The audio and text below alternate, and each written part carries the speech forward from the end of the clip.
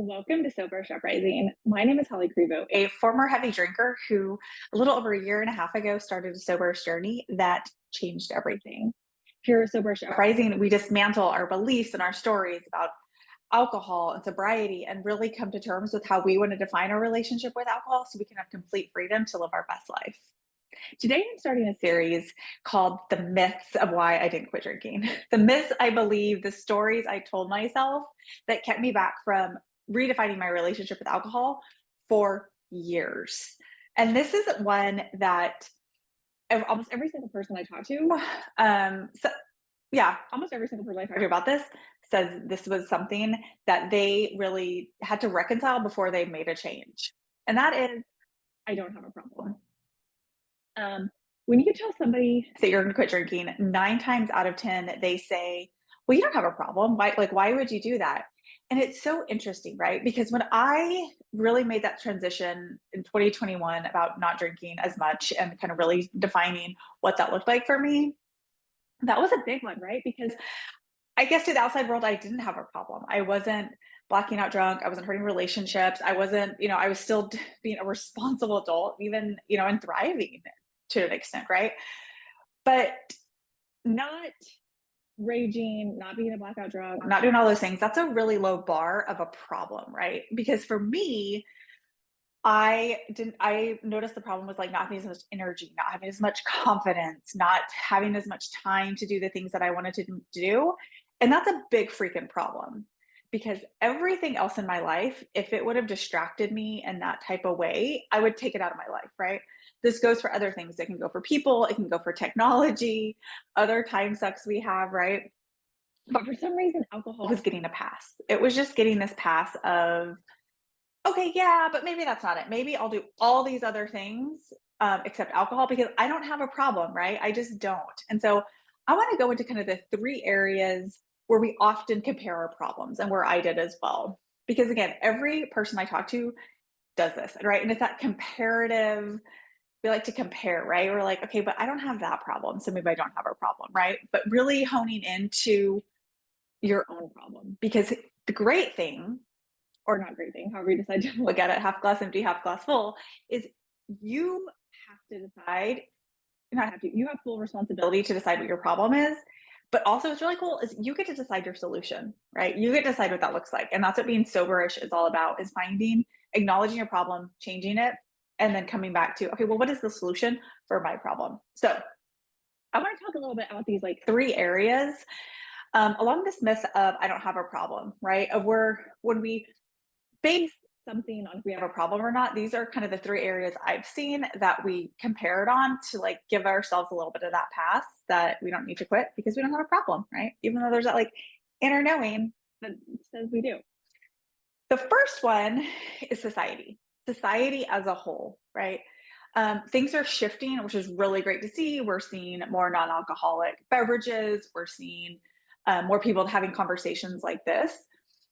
But society has completely normalized drinking as part of our daily life, right? There's ads. We do it when we're celebrating. We do it when we're sad. We do it for girls' night. We do it for brunch. We do it for book club.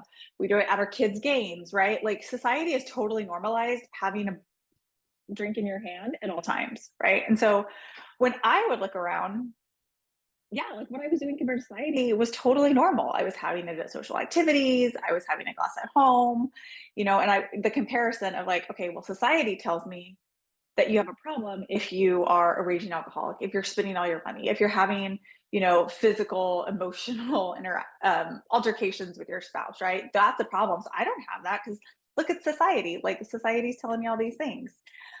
But also, that should not be our norm, right? There's a lot of things that are normal in society that may not serve you. Because the amount I was drinking, I always intro this with saying I was a heavy drinker. And that's still something that like is a little hard for me to like swallow and say. But, technically, according to the, I don't know, whatever study did this, you see it everywhere. Like a heavy drink for a woman is 8 a week. And for a man, it's 15. Hands down, I was doing 8 drinks a week easily. And you may be thinking, yeah, that's not me. I don't, and it may not be, but think about how easy that is to do, right? You have one glass of wine, maybe one more, a couple times a week. That's 4. You have a glass on a Saturday night, you go to brunch, it can easily creep up to 8, right? But society is not telling us that's a problem, right? But all these studies, these physicians are looking and saying, okay, that's heavy drinking. So the first thing comparing to is like the society, right? Just and it feels good to look at society and be like, oh yeah, I'm fine. I'm fine. Like we're all doing this, right? So we're cool. So that's one reason that we don't think we have a problem. The second is your social circle. Um, when everyone around you is at your same pace, you don't start to realize like, hey, is this okay? Right. And it's not just expected, it's accepted, right? Or vice versa, right? It's accepted and expected. It's known that if you form a circle and your friendships start around getting together for a glass of wine, that's kind of like what you do, right? And so when you're doing that, you start to not think about, wait, is this what we need to be doing? Because we're all doing it, right? There's a story by, I think it's David Foster Wallace, and it talks about two fish, right? And they're swimming, two young fish, two young bucks, just swimming, swimming, swimming. And an older fish swims by, and he's like, how's the water? And the two young fish look at each other and say, what's water? Right? They're just so in it, they don't even know they're in it. And that one is so big for me. So much of my circle was drinking. And again, when I say that, like we were still functioning adults. They were raising kids, we were going to work. Like again, this definition of a problem, it was also normal and it normalized everything. And when either society or your social circle starts to normalize that, it's really hard to be like, oh wait, maybe I have a problem, because then you're saying everybody else has a problem and that can't be right. So just that awareness of like stepping out and looking at the situation. I had a call a couple days ago, or I guess it was last week, with a couple who, it was so interesting. They had two different experiences where they have gone before and they typically drank. And so they kind of shared, hey, we're not going to be drinking because somebody, what do you want? Or let me get stuff for when you visit. And both separate instances, separate couples said, oh, you know what? Like, we're not drinking either. And I was like, oh, cool. So then it wasn't a problem, right? But they could have very easily fallen into that or not said that and like just kept on doing it, right? Because we do what our social circle does. And so that was a great way for them to find freedom to say, cool, we can do this and not drink. But the social circle is a big one, right? It's like we're starting out here, society. Yeah, it's totally cool. In fact, you need booze to have fun, right? You need it. You have to have it for a romantic dinner or birthday celebration. And then you kind of close in a little, right? To your social circle. Your social circle is also, for the most part, maybe you're listening, maybe this isn't you, but for me, this is my story. And I know it's very similar to a lot of people. Your social circle, we're doing the same things. Like we're totally fine. If we're all doing it, it can't be a problem, right? One of us would notice. We're smart, intelligent, successful people, right? We notice that. And then, the bigger, the smaller yet most important version of a problem is yourself, right? Starting to plug into turning out the noise of society and your social circle and even your, immediate family, and saying, you know, what does that mean? Like, what is that thing that tells me a problem? Right? Like, what is that?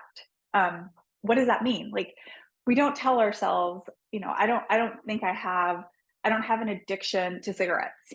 I just don't, right? So I don't think I have a problem with them, right? I don't have an addiction to fried food. I don't really care for fried food.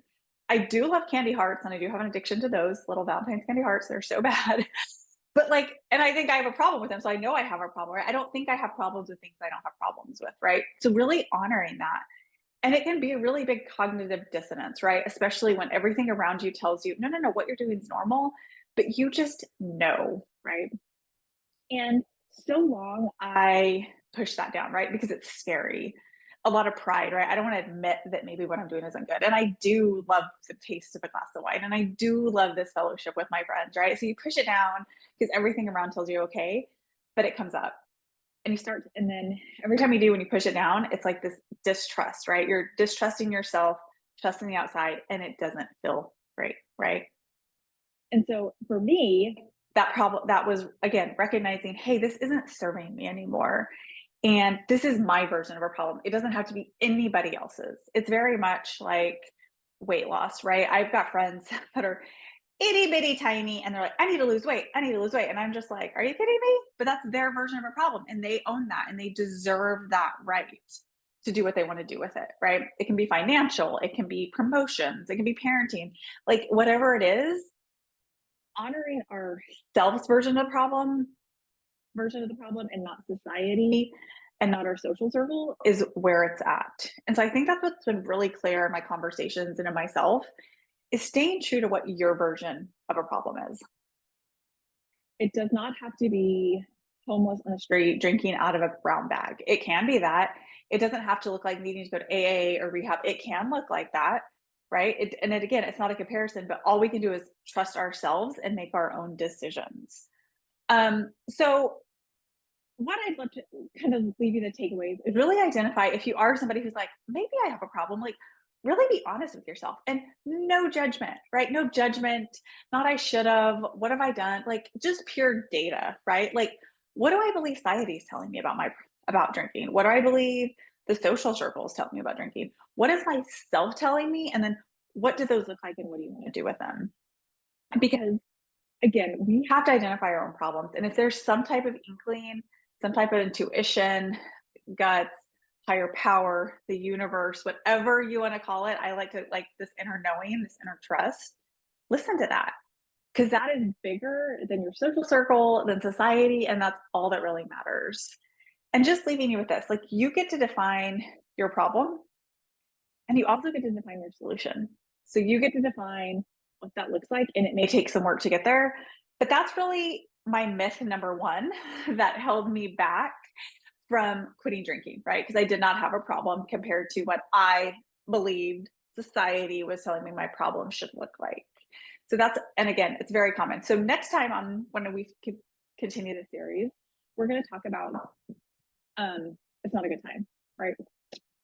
That's another big one. It's hard to find a good time to redefine your relationship with alcohol. So thank you for tuning in. Would love to hear from you if you are somebody who is sober curious, or if you're sober-ish, or if you're sober and this is something that really resonates for you. I would love to hear from you. Leave a comment, email me at holly@hollycrivo.com, HOLLY at HOLLYKRIVO.com, and I'd love to hear from you. If you like this YouTube or this podcast, please subscribe, please share with a friend, and let's do our part to destigmatize sobriety, right? Let's do our part to deconstruct our beliefs so that we can find such true freedom and living our best life. So thank you for tuning in. And remember, everything you want is on the other side of saying no to that drink.